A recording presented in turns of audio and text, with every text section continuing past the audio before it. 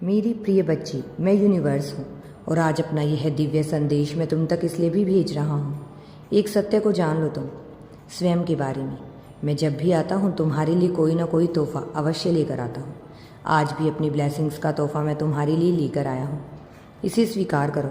इस संदेश को सुनते समय तुम अपने मन में जो भी इच्छा रखोगी वह इच्छा तुम्हारी अवश्य ही पूर्ण होगी। यह मेरा वचन है। किसी को तुम्हारी बहुत ज़्यादा ज़रूरत है, इसलिए अपना ख्याल रखो। किसी का जीवन पूरी तरह से जुड़ा हुआ है तुम्हारे जीवन से। तुम्हारा भविष्य अब बहुत खूबसूरत होने वाला है।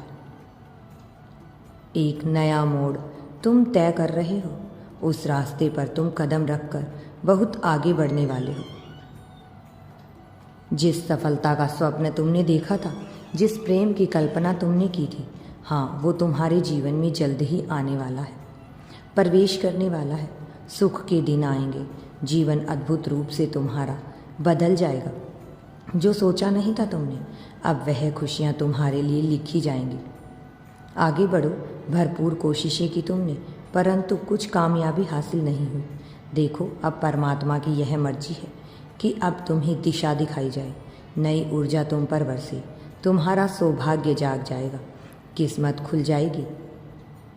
तुम्हारे भाग्य में जो लिखा है वह तो होना तय है, परंतु अब नई खुशियाँ भी तुमसे जुड़ने जा रही हैं।